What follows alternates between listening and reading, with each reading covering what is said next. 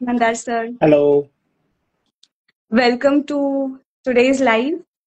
याआधी मी तुमचा एक छोटासा इंट्रोडक्शन दिलाय आणि आपण सुरू करूयात आजच्या लाईव्हला. आपण काल जेव्हा बोललोत ना सर, तेव्हा बोलता बोलता तुम्ही एक गोष्ट सांगितलीत की प्रोफेशनली तुम्ही इलेक्ट्रिकल इंजिनियर आहात. नाही, IT engineering. Okay. So IT engineering केलं तर माझा पहिला प्रश्न हाच राहणार की what was the circuit formation which connected IT engineering to standup being a standup comedian. Actually काहीच नाही. Is it?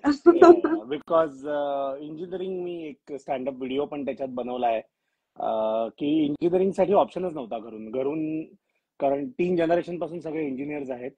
म्हणून असं होतं की इंजिनिअरिंग करा तुम्ही आणि मग तुम्हाला आयुष्यात काय हवं ते करा. सो म्हणून इंजिनिअरिंग झालं. मग इंजिनिअरिंग झाल्यानंतर मला वाटतं 3rd इयर वगैरेच्या आसपास मला एक रिअलाइज झालं होतं की टेकी मला कधी बनता येणार नाही. ओके. सो एक बोलण्याची वगैरे आवड होती आणि आय थिंक क्रिएटिव्हिटी होती लहानपणीपासून. म्हणजे शाळेत वगैरे असताना नाटकं लिहिणं आणि हे सगळं करणं. म्हणजे शाळेचीच अॅन्युअल फंक्शनला वगैरे जी व्हायची नाटकं ती, आणि ती नेहमी कॉमेडीच्या झोन मध्येच असायची. अच्छा. बिकॉज ते होतं की सिरियस अशी खूपच व्हायची ना नाटकं, की प्रत्येक जण एन्व्हायरमेंट वरती काहीतरी करतंय, प्रत्येक जण काहीतरी पॉल्युशन. तर म्हटलं आपण काहीतरी एक वेगळं स्टँड आउट करायचं. म्हणून आय थिंक ती जी कॉमेडी नाटकं असायची which people use to look forward to, जे सर्वात शेवटचा ऍक्ट असायचा अॅन्युअल फंक्शनला, तो नेहमी मी लिहिलेला वगैरे असायचा. सो ते होतं. पण त्यावेळेला इंजिनिअरिंग करत असताना ना रसेल पीटर्सला डिस्कव्हर केलं होतं इंडियातल्या पोरांनी. I remember that phase. या टोरेंट वगैरे करून काही मित्र आणायचे आणि मग बाकी सगळे बघायचे. सो रसेल पीटर्स हा मला वाटतं पहिला असं कंटेम्पररी स्टँडअप कॉमेडियन जर तुम्ही म्हटलं तर रसेल पीटर्स होता. आणि मग साधारण त्याच वेळेला the great Indian laughter challenge वगैरे आलं होतं, ज्याच्यात राजू श्रीवास्तव, सुनील पाल, नवीन प्रभाकर हे सगळे असायचे. आणि त्यावेळेला असं होतं, ते बघून पण असं वाटायचं की ही लोक करतायत पण काय पाहतच नाहीये ना की ह्या क्षेत्रात जर करिअर बनवायचं असेल तर कुठून सुरुवात करू, कोणाला भेटायचं, कोणाला अप्रोच करायचं. कारण त्याला सोशल मीडिया पण नव्हतं. म्हणजे समजा तुम्ही विचार केला असता त्यावेळेला की जॉनी लिव्हर सर आहेत, त्यांच्याकडे जाऊन तुम्ही काहीतरी बोलाल की मला काम द्या आणि हे सगळं, पण जाणार कसं? त्यावेळेला एकच मार्ग होता की आयदर कुठून तरी नंबर काढा त्यांचा, नाहीतर मग त्यांच्या घराच्या बाहेर जाऊन उभे राहा आणि वाट बघा की ते कधी तुम्हाला बोलवतील वगैरे. तर सोशल मीडिया वगैरे नव्हतं त्यावेळेला. आणि प्लस घरातलंही असं हे नव्हतं अवस्था की मिडल क्लास अपब्रिंगिंग होतं की घरात पैसे असले तरी मुलांना ते नेहमी एक असं सांगितलं जायचं की you have to chart your own path in life. म्हणून मग एमबीए म्हणजे एमबीएचा विचार त्यावेळेला आला होता की म्हटलं आपल्याला बोलायला आवडतं लोकांशी आणि नेटवर्क करायला आवडतं, तर मे बी ऍडव्हर्टायझिंग किंवा मे बी सेल्स हे दोन्ही ऑप्शन ओपन ठेवायचे होते. आणि नोकरी लागली 3rd इयर संपल्यावरती. सो म्हटलं नोकरी लागली आहे तर नोकरी करून बघू. 2 वर्ष नोकरी करू, तेवढे थोडे पैसेही जमावतील एमबीएचे. 2-2.25 वर्ष नोकरी केली. त्यात लकीली युएसला जायची संधी मिळाली म्हणून बऱ्यापैकी पैसे जमा झाले. मी ऑलमोस्ट एमबीएच्या पहिल्या वर्षाची फी वगैरे निघणे इतके माझ्याकडे जमा होते. आणि एमबीए झालं. बाबांनी एक गोष्ट चांगली केली की त्यावेळेला मला लोन घेऊ दिलं नाही त्यांनी. सो त्यांनी मला सांगितलं होतं की बँकेला व्याज देण्यापेक्षा मलाच दे. म्हणून मग बाबांनी 2nd इयरची फी भरली होती. अजूनपर्यंत मी त्यांना ना व्याज ना भांडवल परत केलंय. पण सो एमबीए झालं आणि मग सेल्स मध्ये नोकरी केली आणि मजा येत होती त्याच्यात. रिझल्ट चांगले येत होते. पण मग 2014 मध्ये एक स्टँडअप कॉमेडीचा शो बघितला आणि मग ते व्यसन लागतं आपण म्हणतो ना, असं ते व्यसन लागल्यासारखं झालं की मग काही दिवसांनी अजून एक शो जाऊन बघितला आणि मग तो बघितल्यावर असं वाटायला लागलं की हे आपण पण करू शकतो. की आता एक दिसतोय, रस्ता दिसतोय की कोणाला कॉमेडियन बनायचं असेल तर कसं बनायचं. आणि मग थोडंसं युट्यूब वरती रिसर्च करून आर्टिकल्स वाचून ती सुरुवात कशी करायची. मग I think one thing led to another आणि here we are today 10 years later. क्या बात आहे, क्या बात आहे. सो तुम्ही जेव्हा ह्या म्हणजे क्षेत्रात आलात तेव्हा तुमचा पहिला स्टँडअप शो कोणता होता आणि त्याच्या काही आठवणी आहेत का? सो पहिला स्टँडअप शो म्हणजे पहिल्यांदा स्टेजवर जेव्हा मी चढलो तो होता एप्रिल 2015. ओके, लॉंग हा. सो पुण्यात होतो मी, त्यावेळेला राहत होतो. ओपन माईक एक होता ऑर्गनाईज केलेला, तर तिकडे गेलो आणि तिकडे त्यांना आवडलं. 5 मिनिटं दिली ती त्यांनी, आणि मग 3 दिवसानंतर एक शो होता तिकडे प्रॉपर. सो त्यांनी सांगितलं की तुम्ही चांगलं करता तर इकडे या, आम्ही प्रयत्न करू तिकडे ऑर्गनायझरशी बोलून. आणि मग तिकडे त्यांनी मला परत 5 मिनिटं दिली, तीही चांगली झाली. मग थोडं तिकडे बाकीच्या कॉमेडियन्सशी, कारण मी आता त्यांच्याबरोबर स्टेज शेअर केलंय, म्हणून त्यांच्याबरोबर बोलायची एक हिंमत झाली. मग त्यांना विचारलं की काय प्रोसेस असते, मग त्यांनी सगळं समजवलं. मग सुरुवातीला आम्ही मी आणि अजून काही लोक होती पुण्यातली ज्यांनी सुरू केलं होतं. आम्ही पुण्यात मुंबईला यायचो 4 मिनिटं परफॉर्म करण्यासाठी. बाप रे, सिरियसली? हो. आणि हे वीकडेलाच असायचं, त्याच्यामुळे आयदर ऑफिस म्हणून सुट्टी तरी घ्या किंवा हाफ डे तरी घ्या. आणि मग ओके. मुंबईला यायचो, 4 मिनिटं परफॉर्म करायचो, परत घरी जायचो. 4 मिनिटात पण असं कधी कधी जावायचं की नाही ते चाललं ओ. की मग परत येताना अख्खी जर्नी कोणी कोणाशी बोलायचं नाही, सगळे शांत बघत बसायचे बाहेर खिडकीतनं. आणि झोप नाही लागायची त्यावेळेला रात्रीचा शो खराब वगैरे गेला की, कारण त्यावेळेला असं होतं की महिन्यातनं एकदा स्टेजवर चढायचो. सो त्याचं जे बिल्डअप असायचं ते डोक्यात इतकं असायचं ना की मी काय करीन त्या दिवशी आणि काय नाही. आणि ऑडियन्स प्रत्येक दिवशी वेगळा असतो. आर्ट फॉर्मची ब्युटी ही आहे. त्याच्यामुळे ते कधी कधी नाही चाललं की मग अगदी असं विचित्र व्हायचं की पुढचे 2 दिवस तोच विचार चालू आहे डोक्यात. मग मला वाटतं 4-5 वेळा मुंबईत येऊन गेल्यानंतर मग थोडीशी हिंमत आली की थोडं कळलं की हाऊ द बिझनेस वर्क्स आणि काय काय लागतं आपल्याला व्हेन्यूवर. आणि ते सगळं मला वाटतं शिकल्यानंतर आम्ही, मला वाटतं गणपती होता 2015 मध्ये, मला एक्झॅक्ट महिना आठवत नाही, पण त्याच्या मला वाटतं 1 दिवस आधी आम्ही पुण्यात पहिला ओपन माईक स्वतःचा केला होता. कोथरूड मध्ये तो झाला होता आणि त्याला चांगला रिस्पॉन्स आला होता. आणि मग मला वाटतं पुण्यात आम्ही सुरुवात केली ऑर्गनाईज करायची. मग एका पॉइंटला पुणे इतकं सॉलिड झालं होतं ओपन माईकचा सीन की लोक मुंबईतनं पुण्याला यायची, कारण मुंबई खूप सॅच्युरेट झाला, आम्हाला तिकडे स्टेज टाइम मिळत नाही, तर आम्हाला पुण्यात करता येईल का असं. सो हे 2016 पर्यंत अशा पिक्चर झालं होतं. आणि 2016 जून मध्ये मी प्रमोशन झाल्यामुळे मी परत मुंबईला आलो. आणि मग मुंबईत आल्यानंतर तर मग काय स्टेज टाइमची काही कमी नव्हती, कारण मुंबईत भरपूर जागी हे सगळे कार्यक्रम व्हायचे. तर आणि येस, नाही बोला, तुम्ही काहीतरी बोलत होता. आणि मग ते करता करता मग 2017 मध्ये मराठी स्टँडअप कॉमेडी काही लोक करायला लागली होती. त्यावेळेला मग मराठी स्टँडअप केलं आणि मग असं जाणवायला लागलं की मराठीमध्ये जास्ती मजा येते परफॉर्म करायला, कारण एकतर आपली भाषा आहे. दुसरं हिंदीत काय झालं होतं, हिंदीचा जो सीन आहे तो 2009 मध्ये सुरू झाला होता आपल्या देशात. त्याच्यामुळे बहुतेक हे जे विषय होते ना तर ते बऱ्यापैकी कव्हर झाले होते. मराठीत असं झालं की मराठी स्टँडअप सुरू झालं. आता आपले जे विषय आहेत ज्याच्यावर आजपर्यंत कोणी बनवले नाही जोक, जसं फॉर एक्झाम्पल उखाणा झालं. आता उखाणा हे नॉन मराठी माणसाला तुम्ही सांगितलं तो म्हणेल काय असतो उखाणा. बरोबर. हे फक्त मराठी स्पेसिफिकच आहे की आपल्या मराठी सिरियल बद्दलचे जोक्स, आपल्या मराठी बातम्यांबद्दलचे जोक किंवा मराठी पॉलिटिक्स वरचे जोक. सो हे अचानक असं झालं की नवीन विश्व उघडलं की जे बंद करून ठेवलं होतं कपाटात ते आता कोणीतरी उघडलं की बाबा खेळा या खेळण्यांबरोबर असं. नाही तर तुमचा म्हणजे तुम्ही जॉब सोडला आणि मग तुम्ही फुल टाइम याच्यात आलात की पॅरलली दोन्ही सुरू होतं? व्हॉट वॉज द मोमेंट की तुम्ही आता ठरवलं की आता जॉब सोडायचा आणि फुल टाइम इकडे वळायचं? तो 2-3 गोष्टी होत्या. एक असं झालं की 2017 मध्ये मी ज्या कंपनीत काम करायचो तर त्या कंपनीचं दुसऱ्या कंपनी बरोबर मर्जर झालं, म्हणजे सेम ग्रुपच्या 2 कंपनी होत्या. आणि त्यात असं झालं की मला हवा तसा रोल मिळत नव्हता पोस्ट द मर्जर.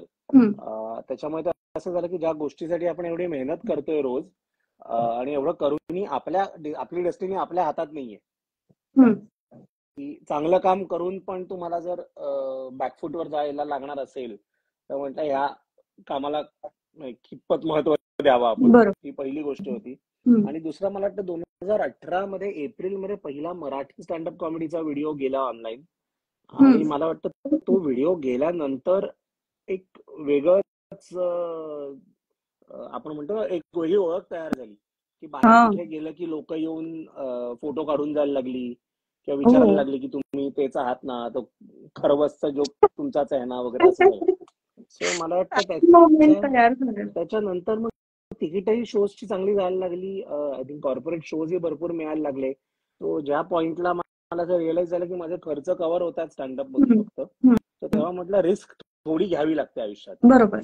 असं नाही की तुम्ही नोकरीचा कम्फर्ट मध्ये दर 1 तारखेला तुम्हाला तो पगारही हवा आहे, प्लस तुम्हाला जे हवं ते करता येईल. कारण तुम्ही जेव्हा एका सिनियर लेवलला जाता तेव्हा तुम्ही बाकीच्या गोष्टी एवढ्या नाही करू शकत. बरोबर आहे. सो मग ते असं व्हायला लागलं की मी आठवड्याभरात सोमवार ते शुक्रवार जातच नाहीये स्टेजवर. मग शनिवार रविवार मी करतो. तर थोडं असं व्हायला लागलं की although my mind is here but heart is somewhere else. असं दोन्ही जागी व्हायला लागलं. आणि शो करायला जेव्हा जायचो तेव्हा पण असं व्हायचं की अरे कामात काय चालू आहे. मी त्यावेळेला 5 स्टेट हेड करत होतो. बापरे. माझ्या अंडर एक साधारण 105 लोक वगैरे होती. ते प्रत्येकाचं ते कोऑर्डिनेशन ठेवणं आणि हे करणं ते खूप अवघड व्हायला लागलं होतं. दोन्ही मॅनेज करणं करता आलं असतं, पण माझं असं एक हे होतं की एक स्वतःला चान्स देऊया. म्हटलं शिक्षणात कधी आपण नापास झालो नाही आहोत किंवा ड्रॉप वगैरे लागला नाहीये, तर त्याच्यामुळे 1 वर्ष आपण स्वतःला देऊ शकतो. त्याच्यात जर नाही चाललं अगदी तर सेल्सची नोकरी आहे, परत कोणी ना कोणीतरी घेईल. अगदी ह्या लेवलला नाही तर 2 लेवल खाली गेल त्याची तयारी होती. बट मला तो रिग्रेट नको होता ऍट द एज ऑफ 50 की अरे त्यावेळेला संधी होती, त्यावेळेला जर सोडून ट्राय केलं असतं तर आज काहीतरी वेगळं झालं असतं. सो इथे नचिकेत चिरेमी पॉडकास्टर यांनी प्रश्न विचारलाय की नोकरी सोडताना इन्सिक्युरिटी किंवा असं इन्सिक्युअर वाटत होतं का? इन्सिक्युअर हे नेहमीच वाटतं, तुम्ही कोणत्याही प्रोफेशन मध्ये असलात तरी. आणि त्या इन्सिक्युरिटीची बरीच कारणं असतात. एक अशी असतात की उद्या हे बॅनच झालं तर जे काम करतोय ते. दुसरं असतं की एकदम अचानक अशी कॉम्पिटिशनच वाढली आणि आपल्याला कोप नाही करता आलं तर, किंवा एका पॉइंट नंतर आपल्यालाच आवडेन असं झालं तर. अशा इन्सिक्युरिटीज आयुष्यात बऱ्याच असतात. प्रत्येक स्टेपला त्या चेंज होत राहतात. त्याच्यामुळे मला वाटतं insecurity drive you to do better. कारण ज्या दिवशी तुम्ही असं कम्फर्टेबल व्हाल ना की सगळं अंडर कंट्रोल आहे आणि मला सगळं येतं, that is the day you stop learning. आणि that is the beginning of the end बहुतेक लोकांसाठी. ज्या दिवशी तुम्हाला असं वाटतं की आज झाला मी हे कॉन्कर केलंय हा विषय, असं कधीच होत नाही.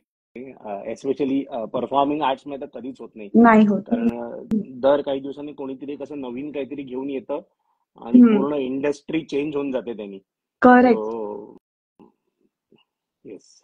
हे म्हणजे तुम्ही जे आता बोललात ना, ते आता सध्या तुम्ही स्टँडअप करताय तेव्हा पण हा अनुभव येतच असेल की आपण स्टँडअप जरी करत असू तरी इन्सिक्युरिटी ही राहते की दुसरं कोणी येत आहे, मग त्याचा परफॉर्मन्स किंवा थोडं कंपॅरिझन होतं का? किंवा असं कधी तुम्हाला लो फील झालाय का की आता मी काय करू, असा कधी फेज आलाय का? असं अगेन होतं बरेचदा.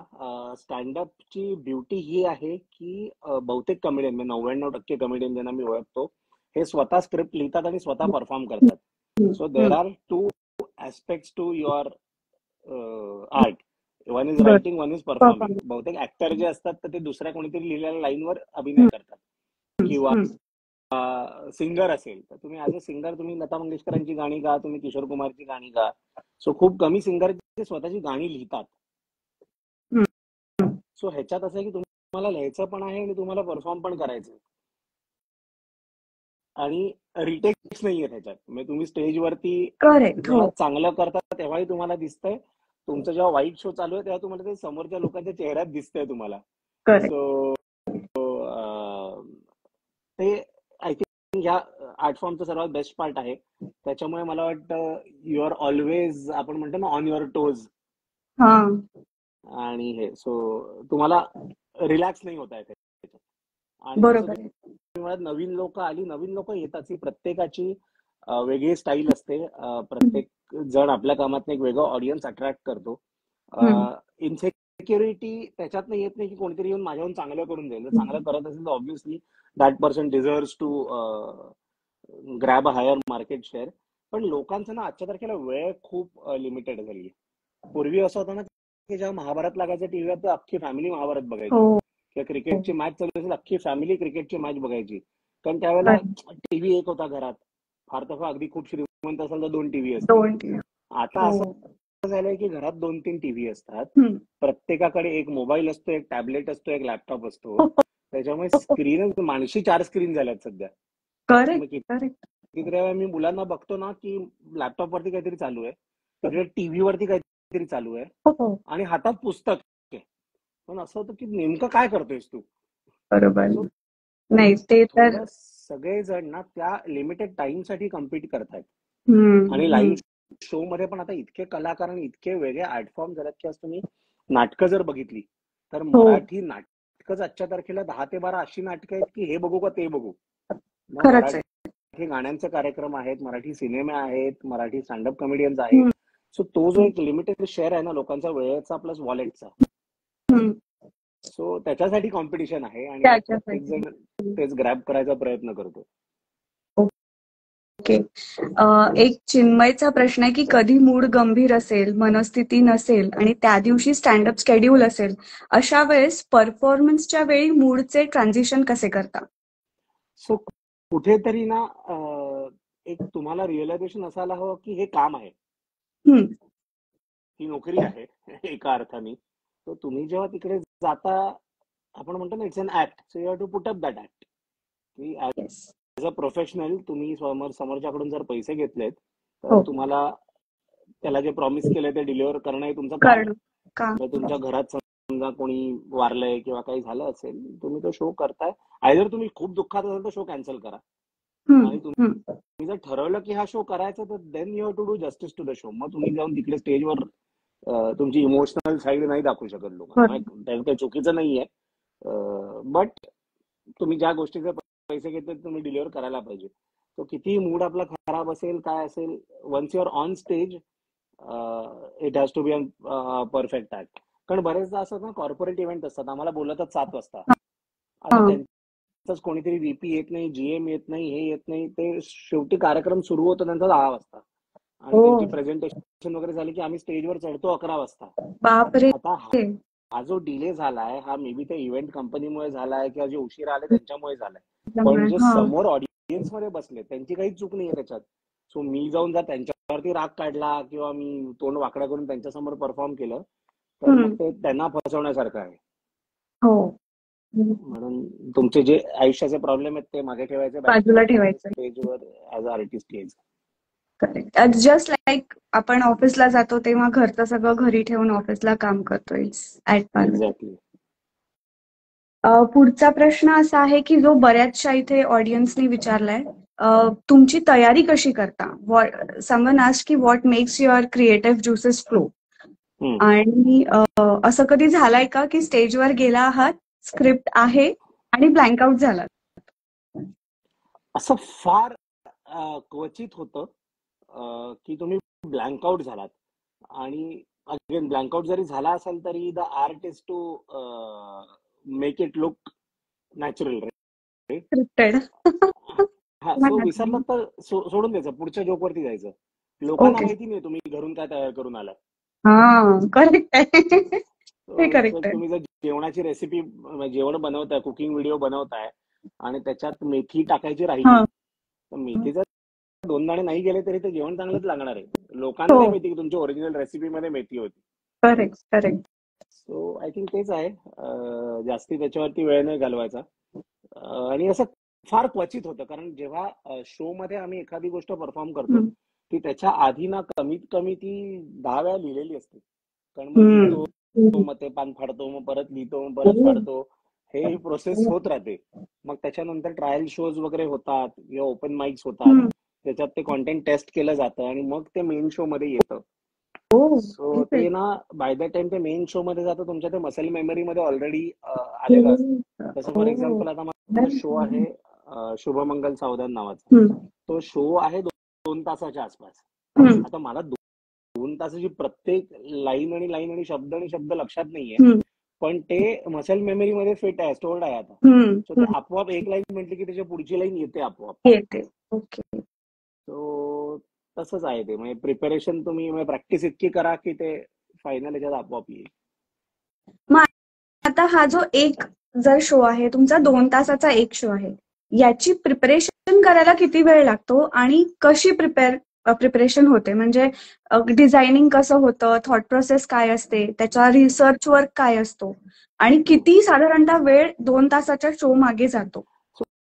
एखादा चांगला शो तुम्हाला लिहायला ना कमीत कमी 1 ते 1.5 वर्ष जातं. काय? हो, हो. बाप आणि रे! ही कंटिन्युअस प्रोसेस आहे. म्हणजे हो. तुम्ही पहिल्यांदा, आता मी शुभमंगल सावधानचंच उदाहरण दिलं तर पहिला शो मी केला जुलै 2022 मध्ये. अच्छा. तो पहिला शो ज्या दिवशी केला ना तो 55 मिनिटाचा शो होता. हम्म. मग तो ओके. मी दुसऱ्यांदी जेव्हा केला तेव्हा तो असा 58 मिनिटाचा शो झाला. मग तिसऱ्यांदी केला तेव्हा काहीतरी मला वाटतं 1 तासाचा होता. चौथ्यांदी केला तेव्हा 67 मिनिट्स होता. सो तो ना असा वाढत वाढत वाढत गेला. थीम मला माहिती होती की शुभमंगल सावधान आहे हम्म. तर लग्नाबद्दलचे विषय असणार आहे. हम्म. आणि मग ते हळूहळू ते असं झालं की अच्छा ह्याच्यात हे पण ऍड होऊ शकतं, ह्याच्यात हेही ऍड होऊ शकतं. सो ते ऍडिशन घेत घेत ते शेवटी तो शो जो पहिला 55 मिनिटाचा होता तो 2 तास. लॉंगेस्ट रन त्याचा 2 तास 10 मिनिटाचा झालाय आजपर्यंत. ओ बापरे! ती कंटिन्युअस प्रोसेस आहे, आयटरेटिव्ह प्रोसेस आपण म्हणतो ना, हा. की तसं आहे ते. तर आता हे सगळं डिझाईन करत असताना, लिहिताना, शो किंवा स्क्रिप्टिंग करत असताना कुठेतरी मी तुमचे जेवढे शोज पाहिलेत त्याच्यामध्ये तुम्ही बरेचदा असं म्हटलंय की म्हणजे क्रेडिट इश्यूज होऊ शकतात किंवा मी नाव नाही घेऊ शकत, पण बऱ्याचशा अशा शोज मध्ये नाव पण घेतलेलं आहे. तर मग ह्याचं काय आहे? म्हणजे आपण कोणती खबरदारी, आता जर कोणी एक व्यक्ती आहे जो स्टँडअप कॉमेडियन होण्याकरता तयार होतोय किंवा स्वतःची तयारी करतोय, तर त्यांनी काय खबरदारी घ्यावी ह्या बाबतीत शो लिहिताना? मला असं वाटतं हा मी कॉल घेतलाय की मला कोणत्याही लिगल गोष्टींमध्ये अडकायचं नाहीये किंवा कोणत्याही प्रकारची कंट्रोवर्सी मला नकोय. आजच्या तारखेला तुम्ही बघितलं स्टँडअप इंडस्ट्रीमध्ये किंवा कोणत्याही इंडस्ट्रीमध्ये बरीच लोक कंट्रोवर्सी मधूनही करिअर बनवतात. हो, बरोबर आहे. राईट, की तुम्ही एखादं काहीतरी कंट्रोवर्शियल स्टेटमेंट केलं, मग तुम्ही बातम्यांमध्ये आलात, मग तुमचे फॉलोअर्स वाढले आणि या सगळ्या गोष्टी एकदा झाल्या की मग बनतं एक वेगळ्या टाईपचं फॉलोईंग बनतं. मग रियालिटी शोज मध्ये जातात लोक आणि त्यातनं मग काही ना काहीतरी मार्ग काढतात. पण मला ते शक्यतो तो पाथ मला अवॉइड करायचा आहे. कारण मला वाटतं मेहनतीने जे बनवलेलं असतं ना त्यांनी तुमची एक लेगसी क्रिएट होते. वेळ काढायची कामं केली की वेळ निघते. असा कोणता मोमेंट जिथे आता शो झाला की लोक भेटायला येतात, तारीफ करतात, बोलतात, तर असं कोणीतरी काहीतरी बोललाय का जे आयुष्यभर लक्षात राहील, चांगली गोष्ट जे तुम्ही that is making you proud की तुम्ही हे काम करता आहात? आय थिंक या वर्षीच ते झालं. US टूरचा पहिला शो होता डेन्व्हर नावाच्या शहरात आणि तिकडे एक 84 वर्षांचे आजोबा आले होते शो बघायला. आणि शो नंतर जनरली लोकांचा फीडबॅक घेतात ना, कसं तुम्हाला वाटलं आणि हे. तर त्याच्यात ते म्हणाले की मी ते 84 वर्षाचे होते, ते म्हणले मी बटाट्याची चाळ जो पहिला शो झाला होता तो मी बघितला होता आणि आज मी ह्याला बघितलं आणि this guy is no less than Pu La Deshpande असं हे त्यांचे शब्द होते. माय गॉड. सो त्यावेळेला एकदम असं झालं की हे जेव्हा सुरू केलं होतं ना, किंवा कॉमेडी काय माहिती पण नव्हतं तेव्हापासून आपण त्यांना वाचतोय, की असं होतं की काम करताना एक जरी माणूस जर हे म्हणाला ना तरी असं आहे की आपलं लाईफ झालंय सक्सेसफुल.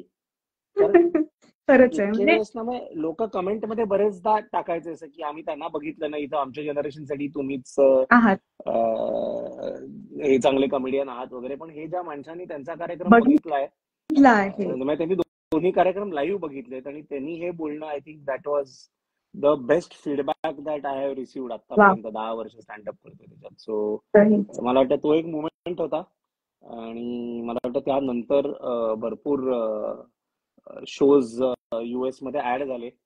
12 शो करणार त्याच्या 20 शोज झाले. भरपूर लोक यायला पण लागली शोज मध्ये. मला वाटतं तो एक मुवमेंट जर पिक करायला सांगितलं तर मला वाटतं तोच असेल. That was of course. म्हणजे आय कॅन रिलेट टू दिस की पुलंचं किती मोठं त्यांचं नाव होतं आणि त्यांचं कामही कार्यही आपण कधीच विसरू शकत नाही. आणि ही तर झाली चांगली गोष्ट. बरं, असंही होतं की बरेचदा ट्रोल होतो आपण किंवा बरेचदा लोक वाईट साईड पण बोलतात. तर असं कधी झालंय का की कोणता फॅन येऊन तुम्हाला बोललाय की तुम्हाला असं वाटलं यार का आलो या फील्ड मध्ये असं?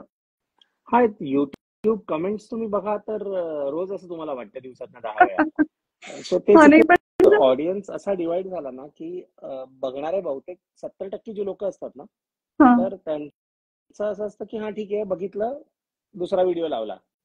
एक 20% लोक असतात जे पॉझिटिव्ह कमेंट करतात, आणि साधारण 5 ते 10% लोक असतात जे अगदी म्हणजे ह्या थराला जातात की अशा कमेंट यांना मारून टाका आणि मला हसायलाच नाही आलं आणि ह्यांनी ऑडियन्स मध्ये पैसे देऊन लोक बसवली आहे. म्हटलं जर माझ्याकडे एवढे पैसे असते की मी प्रत्येक शो मध्ये पैसे देऊन ऑडियन्सला बसवलं असतं तर मी हे कामच नसतं केलं.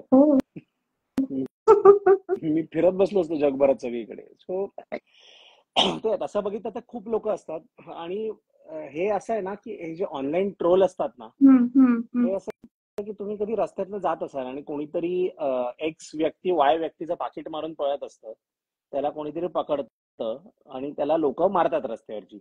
आता लोकांना माहिती पण नाहीये की एक्स कोण आहे, वाय कोण आहे, ह्याला का मारतायत. लोकांचं असं की जर सगळे मारतात तर आपण पण एक टपली मारून जाऊ. सो हे ऑनलाईन ट्रोल आहेत ना, हे असं हे अजिबात एकही पैशासाठी तुमच्यात इन्व्हेस्टेड नाहीये. आता कधी कधी असं होतं की काही लोक लाईव्ह शोला येतात आणि ते कम्पॅरिझन करतात की आम्ही हा एक्सपेक्टेशन घेऊन आलो होतो पण आम्हाला थोडासा हा शो. आता लोकांना परत तेच आहे की लोकांना हे कन्सेप्ट अजून समजावणं की ट्रायल शो काय असतो, नवीन मटेरियल काय असतं, हे थोडं मराठीत थोडं लोकांना अजूनही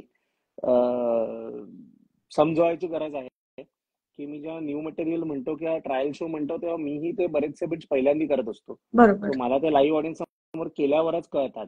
तर तुम्हाला एखाद्याचं ओपिनियन कामाचं बनवायचं असेल तर त्या ओपन माईक वरून किंवा ट्रायल शो वरून बनवू नका.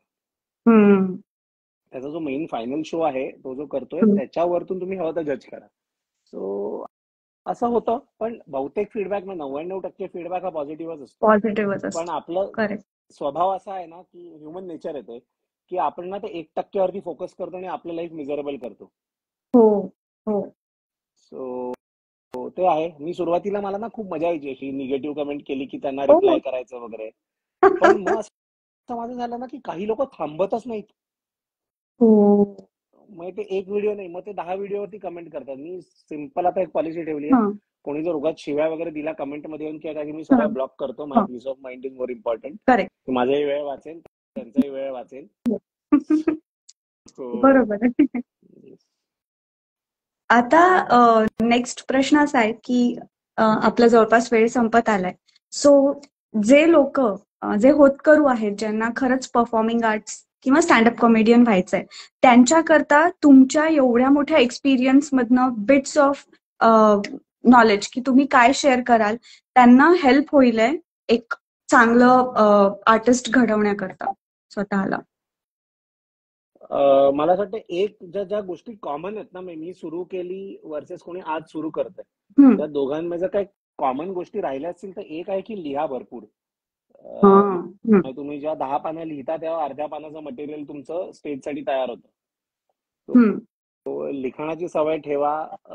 थोडंसं अवेअर राहा बाहेर जगात काय चालू आहे. आजच्या तारखेला टॅलेंटपेक्षा जास्ती मार्केटिंगला महत्व आहे. त्याच्यामुळे सोशल मीडिया गेम तुमचा स्ट्रॉंग ठेवा की रेग्युलरली काही ना काहीतरी पोस्ट करायचंच आहे.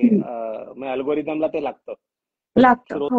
रोज काहीतरी टाका, दर 2 दिवसांनी एक काहीतरी टाका. ह्या सगळ्या गोष्टींची काळजी घ्या. आणि जसं आहे की एखादा माणूस जो 1970 मध्ये IIT ला गेला तर त्यावेळेचं एंट्री बॅरियर वेगळा होता, आताचा वेगळा आहे. आता सुरुवात कशी करायची हे मी जर सांगितलं तर ते थोडं आउटडेटेड असेल. पण बेस्ट वेज की तुम्ही एखाद 2 ओपन माईक जे तुमच्या आसपास होतात ते अटेंड करायचं ऑडियन्स, आणि मग तिकडे शो नंतर तुम्ही बाकीचे जे परफॉर्म करून गेलेत त्यांच्याबरोबर थोडंसं नेटवर्किंग करा आणि त्यांना विचारा की कोणते व्हॉट्सअप ग्रुप आहेत ज्याच्यात आम्ही ऍड व्हायला पाहिजे, कोण प्रोड्युसर्स आहेत, कोण डिसाईड करतं कोण स्टेजवर चढेल. तर ह्या सगळ्या गोष्टी आहेत. सो त्या तुम्हाला नेटवर्क करूनच कळतील. सो तेच आहे की तुम्ही शो बघा आणि तिकडे लोकांशी संपर्क साधा आणि पुढचं पाऊल टाका. एक प्रश्न आलाय देश का पांडा. सर, टीव्ही किंवा OTT वाल्या कॉमेडी शोज वर परफॉर्म करायचा चान्स कसा मिळेल? Any production houses which we aspiring comedians should get in touch with? So TV वरती मी एकच शो केला आतापर्यंत, गुड नाईट इंडिया नावाचा शो होता. हो. त्याच्यात जवळजवळ भारतातल्या 100 कॉमेडियन्सनी परफॉर्म केलं होतं. बापरे. सो बिकॉज ते टीव्ही वरती होतं तर त्यांनाही आवडतं, जे क्लीन कॉन्टेंट करतात, फॅमिली फ्रेंडली कॉन्टेंट करतात. सो मी त्या झोन मध्ये असल्यामुळे मला त्यांचाच समोरून फोन आला होता. सो तुम्हाला टीव्ही वरती वगैरे जायचं असेल तर कुठेतरी तुम्हाला काहीतरी बॉडी ऑफ वर्क तयार ठेवायला लागेल. मग काय तुम्ही युट्यूब वरती व्हिडिओ वगैरे टाकाल तर ते टीव्ही फ्रेंडली बनवा. तुम्ही शिव्या वगैरे दिल्या किंवा खूप पॉलिटिकल वगैरे केलं तर हल्ली ती टीव्हीवर चालत नाही. त्याच्यामुळे तेच आहे. आणि ते समोरून कॉन्टॅक्ट करतात तुम्हाला. तुम्ही असं कोणाकडे गेलात की ह्या इंडस्ट्रीमध्ये असं होतं ना की परसेप्शन इज रियालिटी एक आपण म्हणतो ना, की तुम्ही जर आज कोणाकडे काम मागायला गेलात ना तर समोरचा असं समज बनवतो की ह्याला गरज आहे, मग ते तुम्हाला एक्सप्लॉइट करायला बघतात. बऱ्याचशा नको नको त्या गोष्टी होतात. त्याच्यामुळे तुम्ही तुमच्या कामात भरोसा ठेवा, आपलं काम करत राहा, या सगळ्या गोष्टी होत राहतील विथ टाइम. सो त्याच्यासाठी तुम्ही नेटवर्क करणं एक आहेच गरजेचं. आणि आपण म्हणतो ना ते कान नाक डोळे उघडे ठेवा, कुठे काय ऑपॉर्च्युनिटी आहे कळलं तर ती जाऊन सीज करा. हो. ओके. एक अजून प्रश्न आहे Ravi Kulkarni. I am a new script writer. सुरुवातीला मी काही लोकांना मटेरियल दिलेलं आहे, मात्र भविष्य काळात याच्या कितपत संधी आहेत किंवा पूर्ण वेळ काम करून यात करिअर होणं शक्य आहे का? पूर्ण वेळ काम करून ही करिअर होईल. आजही कितीतरी कॉमेडियन्स आहेत जे नोकरीही करतायत, चांगल्या पोस्टवर नोकरी करतायत आणि विकेंडला वगैरे स्टँडअपही करतायत. सो शक्यता आहेत सगळं. फक्त तेच आहे की आता तुम्ही नोकरी करत असाल की आता मी माझं उदाहरण दिलं तर या वर्षी मी जवळजवळ 3 महिने मी बाहेर होतो टूर करत. सो तुम्हाला नोकरीत कोणती नोकरी तुम्हाला एवढी 3 महिन्याची सुट्टी देईल? बरोबर आहे. तो तुम्हाला जर त्या एका स्केलला जर जायचं असेल तर तुम्हाला कुठेतरी ह्याला फुल टाइम प्रोफेशन म्हणून बघायला लागेल. त्याच्यामुळे ते तुमच्यावर आहे शेवटी. तुम्ही किती तुम्हाला पुश करायचंय किंवा तुम्हाला स्वतःला कुठे बघायचंय. त्याच्यामुळे there is no right or wrong. Perfect recipe नाहीये अशी, प्रत्येकाने आपापलं ठरवायचं असतं ते. ओके.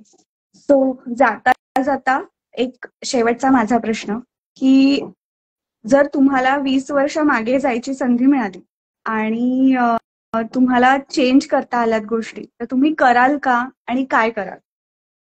20 वर्ष मागे जर जायची संधी मिळाली तर मी 2004 स्टँडअप कॉमेडी सुरू करीन मी. हो, म्हणजे इंजिनिअरिंगला डिच करून तुम्ही स्टँडअप कॉमेडियन फुल टाइम व्हायचं. इंजिनिअरिंग केलं असतं पूर्ण, कारण नाहीतर मग घरच्यांनी बाहेर काढलं असतं. पण हा, मला वाटतं जर त्यावेळेला असं माहिती असतं की असं काही क्षेत्र आहे आणि जिची इंडस्ट्री बनू शकेल आपल्या देशात, तर मग मी तेव्हाच केलं असतं कदाचित. आणि मला वाटतं बऱ्याच गोष्टी आहेत. 20 वर्षापूर्वी जर गेलो असतो, मी खूप बारीक होतो त्यावेळेला, मे बी फिटनेस वरती थोडस अजून लक्ष ठेवलं असतं. असं तर इन हाइंडसाइट तर आपण सगळेच आईन्स्टाईन असतो. त्याच्यामुळे कदाचित झहीर खानला जाऊन सांगितलं असतं की वर्ल्ड कपची पहिली ओव्हर आहे ते हेडनला स्लेज करू नको. अशा कितीतरी गोष्टी आहेत ज्या आपण जाऊन बदलू शकतो. पण मला असं वाटतं की या सगळ्या गोष्टी आहेत. पण खरं जर मला विचारलं तर मला अजिबात काही रिग्रेट नाहीये की उशिरा मी 31व्या वर्षी स्टँडअप सुरू केलं त्याचा.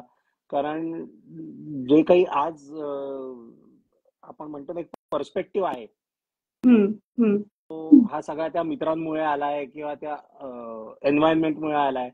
नोकरी असू दे, मग MBA असू दे, जो एक कॉन्फिडन्स आलाय तो शिक्षणामुळे आलाय. बरोबर आहे. बरेचदा असं असतं ना की तुम्हाला एक भीती असते की ह्याच्यात नाही चाललं तर मी काय करू. सो ते कधीच नव्हतं. माझं हे क्लिअर होतं की हे नाही झालं तर मी काहीतरी करीन, हवं तर डोर टू डोर जाऊन काहीतरी विकीन, पण मी नोकरी तर मला मिळेल. सो तो एक शिक्षण तुम्हाला ते कॉन्फिडन्स देतं. बरोबर. सो मला वाटत नाही मी काही असं चेंज केलं असतं. जे आहे ते I think life has been good. तर इथे आपण आपल्या लाईव्ह सेशनला संपवूयात. प्रश्न अजून नाही आहेत काही. So thank you so much. I really appreciate की मी तुम्हाला फक्त इन्स्टावर मेसेज केला होता आणि तुम्ही माझ्यावर विश्वास ठेवून लाईव्ह इंटरव्ह्यू देण्याकरता अगदी सहजरित्या हो म्हटलं. Thank you so much and looking forward to meet you in person. नक्की, लवकरच. Thank you again.